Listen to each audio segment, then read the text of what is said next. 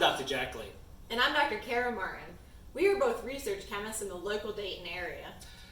And today, on behalf of the American Chemical Society, Dayton section, we'll show you experiments that you can try at home. Through these experiments, you'll learn about viscoelasticity, an important material property of polymers. When we describe something that's viscoelastic, what does viscoelastic actually mean? So once again, we're going to split a word into two sections, our visco and our elastic side. So visco, this describes the liquid-like properties of a material, while elastic describes the solid-like properties. But wait, can something actually have both the properties of a liquid and a solid at the same time? They can. This behavior comes in many different forms. So let's get into our first experiment. So the first experiment we're going to do today is we're going to be making something called oobleck. For this experiment, we need a few everyday items, which include water, cornstarch, a couple bowls, and maybe some measuring cups if you really want to weigh it out. It's not super important. We'll simply just put cornstarch in a bowl and then slowly add water over time, in which we'll mix the two ingredients together. So we'll go ahead and add all the water to the bowl and then slowly add cornstarch. And note that as you add more and more cornstarch in, you start noticing a very peculiar behavior as you mix. So as you can see, if you go slowly, you kind of get that fluid-like response. But if you move quickly, it kind of feels like a solid. So, this experiment is a really fun viscoelastic experiment to do at home. You can't really appreciate this without doing it for yourself. And it's a really easy thing. Just a little bit of cornstarch, a little bit of water, and just mix, and immediately you can see it have this weird kind of behavior. You see how hard I'm hitting this? It's not even splashing on the counter. And it's barely sticking to my hand. But if I do slowly, look at that.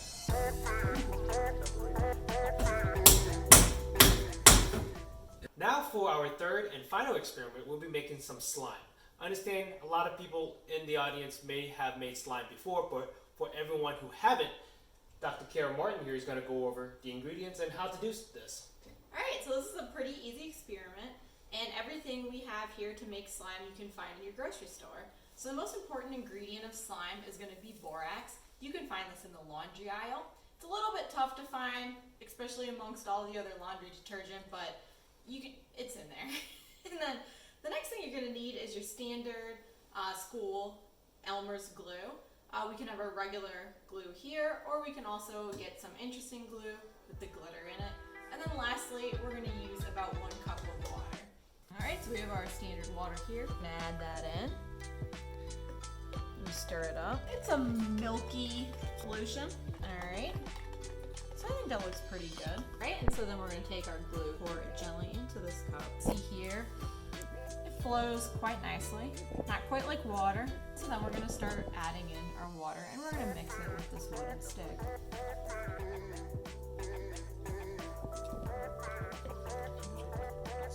So what do you see? What's happening here?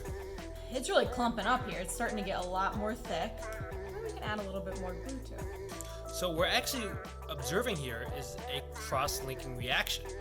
And to explain what's exactly occurring at the molecular level, we're turning over to our correspondent in the field.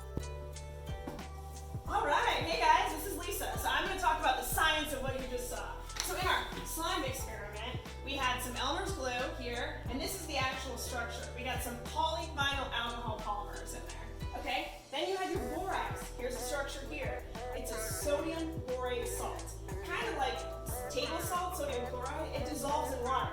So you saw those two mixed together.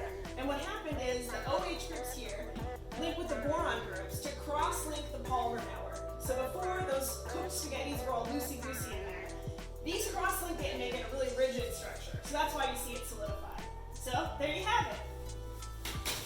So on behalf of the Dayton section of American Chemical Society, I'd like to thank you all for watching today's video and participating in today's experiments. If there's any questions regarding today's experiments or any suggestions for future experiments, please contact with the email below.